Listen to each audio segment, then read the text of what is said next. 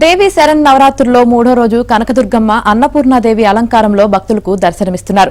క్రోధినామ సంవత్సరం అశ్వయుజ శుద్ధ తదియ అన్నపూర్ణాదేవి అలంకారంలో భక్తులకు దర్శనమిస్తున్నారు. వరుస సెలవులతో భక్తుల రద్దీ గణనీయంగా పెరిగింది. అన్నం పరబ్రహ్మ స్వరూపం, అన్నం సర్వజీవాధనం. అటువంటి అన్నాన్ని ప్రసాదించేది అన్నపూర్ణ. నిత్యన్న దానేశ్వరిగా, నిటాలాక్ష ప్రాణేశ్వరిగా అన్నపూర్ణాదేవి తన బిడ్డలైన మనకే కాక సకల జీవరాశులన్నిటికీ ఆహారాన్ని ప్రసాదిస్తుంది. రైట్కి విజయవాడలో భక్తుల రద్దీకి సంబంధించి పూర్తి సమాచారాన్ని మా ప్రతినిధి లీలా అందిస్తారు. లీలా. Thank you Yamini. దసరా శరన్నవరాత్రి వేడుకలు మూడో రోజుకి చేరుకున్నాయి. ఈ రోజు అమ్మవారు అన్నపూర్ణాదేవి అలంకరణలో భక్తులందరికీ కూడా దర్శనమిస్తున్నారు. అమ్మను దర్శించుకునేందుకు ఉదయం 4 గంటల నుంచే భక్తులందరూ క్యూ లైన్ మార్గంలో రావడం అయితే జరిగింది. వచ్చేటటువంటి విఐపీలు కూడా ఇప్పటికే ఉదయం నుంచి కూడా ఎవరైతే హైకోర్టు జడ్జిలు సైతం కూడా ఉదయం నుంచి అమ్మవారిని దర్శించుకునేందుకు వెళ్తున్నారు. చూడొచ్చు, ఇప్పటికే ప్రోటోకాల్ వెహికల్స్ కూడా భారీ ఎత్తున ఆలయానికి రావడం అయితే జరుగుతుంది. వచ్చేటటువంటి భక్తులందరూ అమ్మను దర్శించుకునేందుకు అయితే మాత్రం రాష్ట్రం నలుమూలల నుంచి కూడా తరలి వస్తున్నారు. ఎందుకంటే అన్నపూర్ణాదేవి అలంకరణకు ఎంతో విశిష్టత ఉంది. ఈరోజు అన్నపూర్ణాదేవి రూపంలో ఉన్నటువంటి అమ్మను దర్శించుకునేందుకు భక్తులు అందరూ కూడా బారులు తీరారు. సకల జీవరాశికి ఆహారం ప్రసాదించే అన్నపూర్ణాదేవిగా అలంకృతమైనటువంటి అమ్మవారిని దర్శించుకునేందుకు భక్తులు ఇంద్రకీలాద్రి ఆలయానికి భారీగా తరలి వస్తున్నారు. ఒక చేతిలో అక్షయ పాత్ర, మరొక చేతిలో గరిట పట్టి మానవాళి ఆకలి దప్పుకులను తీర్చే తల్లి అన్నపూర్ణాదేవి. ఆ రూపంలో భక్తులందరినీ కూడా దర్శనమిస్తున్నారు. ఆ తల్లిని చూసినటువంటి భక్తులందరూ కూడా భక్తి పార్వస్యాన్ని అయితే మాత్రం నింపుతుంది. ప్రాణకోటికి జీవనాధారం అన్నం, అందుకే అన్నం పరబ్రహ్మ స్వరూపం అంటారు. సాక్షాత్తు పరమేశ్వరుడికే భిక్ష పెట్టిన దేవత అన్నపూర్ణాదేవి. ఈ తల్లిని ధ్యానిస్తే ధన ధాన్యాభివృద్ధి, ఐశ్వర్యాభిసిద్ధి కలుగుతాయని చెప్పి భక్తుల యొక్క ప్రగాఢ విశ్వాసం. అన్నపూర్ణాదేవి ధరించిన రసపాత్ర అక్షయ శుభాలను అందిస్తుందని భక్తుల యొక్క ప్రగాఢ విశ్వాసం.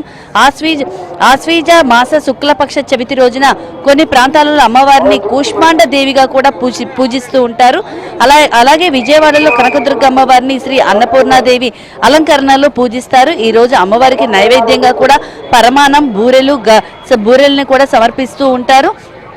ఇంద్రకీలాద్రిపై ఈరోజు అన్నపూర్ణాదేవిగా కొలువైనటువంటి అమ్మను దర్శించుకునేందుకైతే మాత్రం ఇప్పటికే భక్తులు ఉదయం 4 గంటల నుంచి క్యూ లైన్ మార్గంలో రావడం అయితే జరుగుతుంది.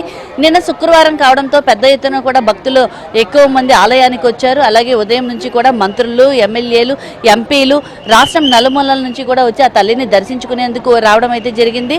నిన్న ఎవరైతే ఉన్నారో మంత్రులు వచ్చి ఎక్కడికక్కడ కూడా ఏర్పాట్లు ఎలా ఉన్నాయి, భక్తులకి సరైనటువంటి ఏర్పాట్లు అందుతున్నాయా లేదా అనే దానిపైన కూడా క్యూ లైన్లో భక్తులను కూడా అడిగి తెలుసుకున్నటువంటి పరిస్థితి ఉంది.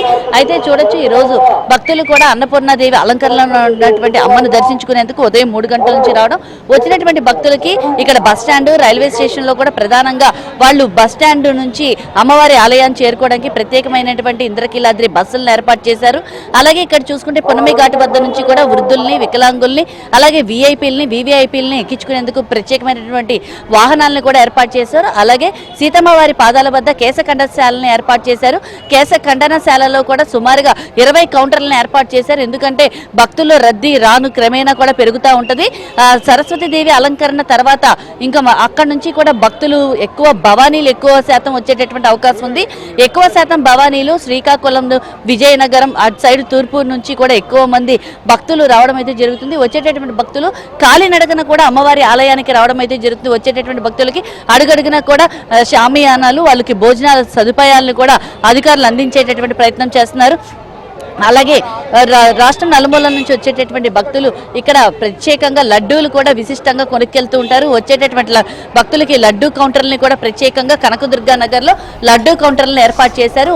వారికి రోజుకి సుమారుగా 1,00,000 నుండి 2 లక్షలు, అంటే భక్తుల తాకిడిని బట్టి వాళ్ళకి ప్రసాదాలను కూడా అందించే దిశగా కూడా అధికార యంత్రాంగం కూడా పూర్తిగా సంసిద్ధమయ్యారు.